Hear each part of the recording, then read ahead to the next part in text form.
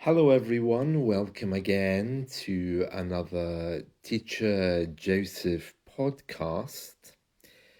Well, as you know, this week we've been talking about Doors Open Day, and that's when the British people get the chance to visit buildings which are usually off limits. Off limits simply means closed or not available. If something is off limits, it means that you shouldn't go there. And even some discussion points are off limits.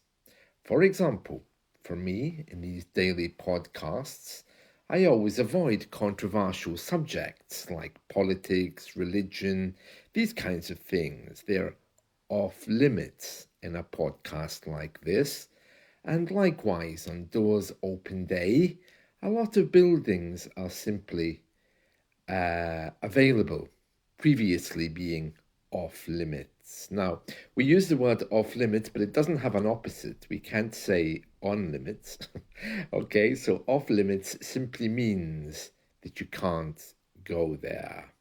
The boss might say, stay away from that meeting room. That's off limits.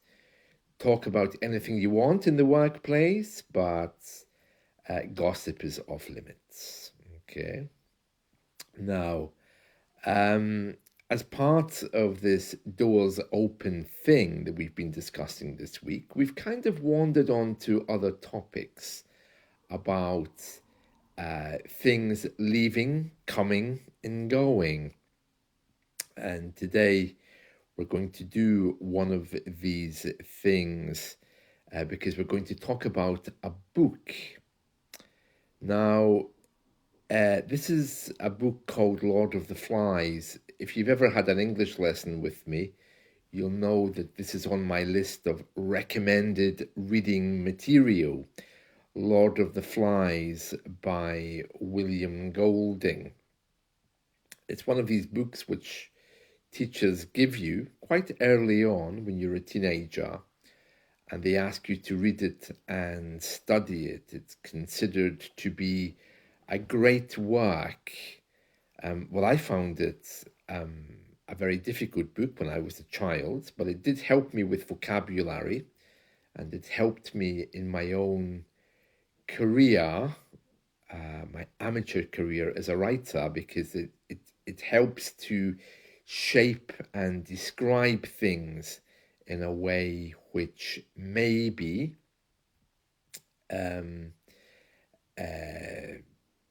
you wouldn't have known otherwise. It's well worth the read. It's on my list of recommended books for you.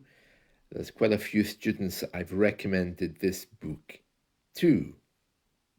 Well, I'm going to read through this article here, which is in The Guardian today, and let's go through it. So, let's see. It says, Lord of the Flies, the story of a group of British boys stranded on an uninhabited island and their disastrous attempts to govern themselves, is considered to be one of the great works of literature taught to school children around the world. Yeah, it is good. I mean, I have to say, it's also very, very British in its way. I mean, it really makes me smile when I see British things being portrayed in the media, such as Harry Potter, for example. I mean, there's demons, wizards, old castles, magic, witchcraft, and then there's this little girl saying to Harry, "Oh, excuse me, Harry, would you like one of my cucumber sandwiches? They are delicious." And Harry responding with something like, "Oh, not at the moment, thank you." Yeah, you see, these things usually take an eccentric British point and then exaggerate it to a point where it becomes almost grotesque. Anyway, let's continue because they've uncovered something about Lord of the Flies that we didn't know about. And we're going to read that now. It says, but the novel by Sir William Golding didn't always begin with the schoolboys crash landing on the island. An original version of the manuscript, written in a school exercise book with the cover torn off, has them being evacuated in the midst of a nuclear war, and their plane then being shot down in a battle. Oh, that's a bit different, isn't it? In the version I read, the real version, the published version, they're all stuck on this island with this fat boy, and they decide they don't like him and they kill him. Um, you might say not a lot has changed in the world because, of course, many people still don't appreciate people who look or act differently, which is sad. It says here, a copy of the alternative version, this is the one with the nuclear war and everything, of the dark societal tale is now to go on display to celebrate the 70th anniversary of the book's publication. And then it continues, it says, Golding, that's the author, William Golding. Oh, he must have been dull.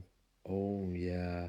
I mean, what I remember about that book is they told us that it was based on another book called Coral Island with another very similar storyline.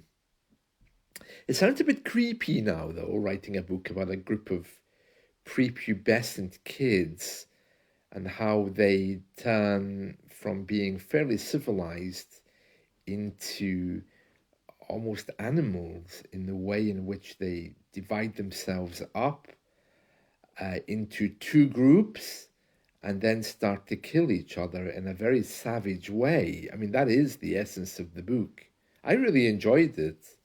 I love those kind of books where they divide up into two teams and then kill each other.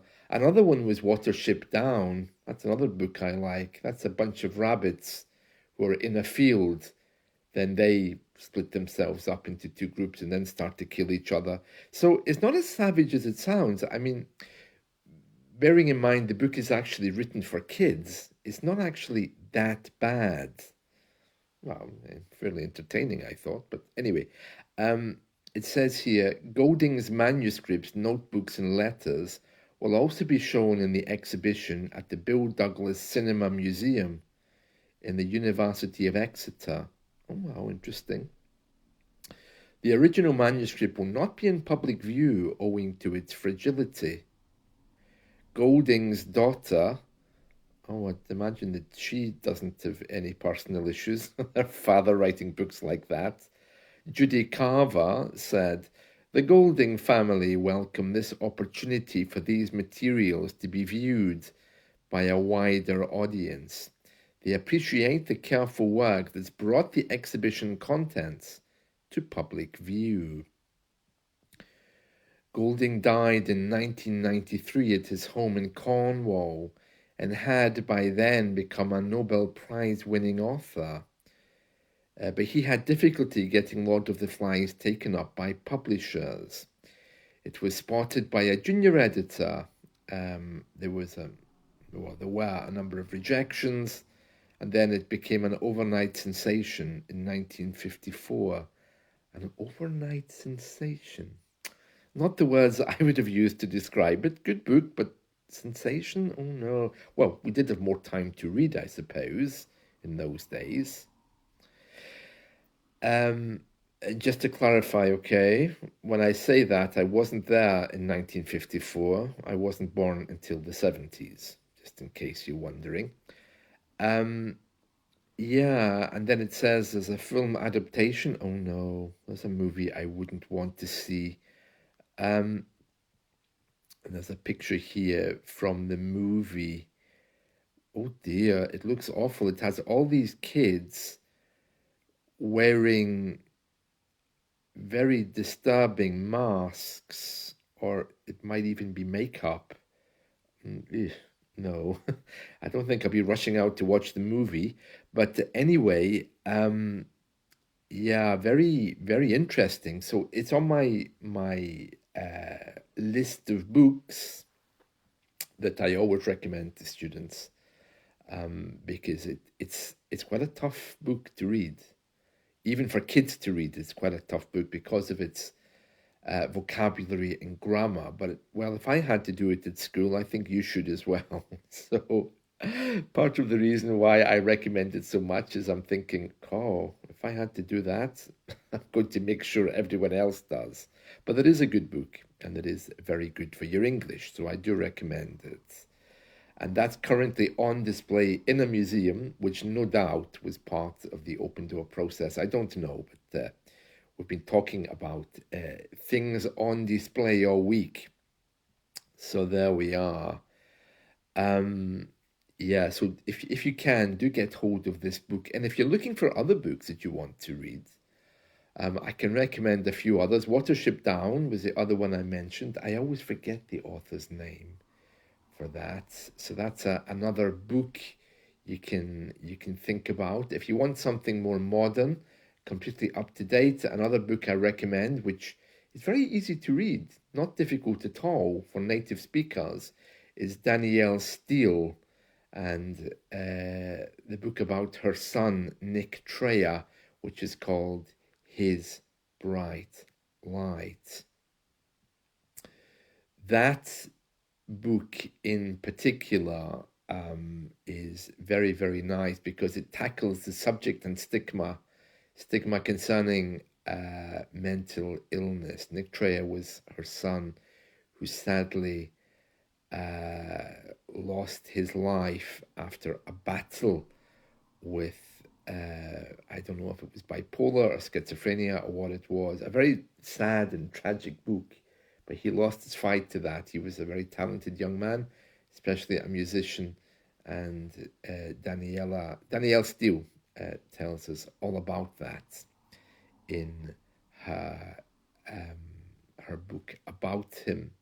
Lovely book, lovely book. If you like that kind of thing, some people say it's very much a chick book, like movies, we say they're chick flicks, means designed for the women that we used to call chicks. Hey, chick, baby. Of course, we're not allowed to do that anymore. But yeah, maybe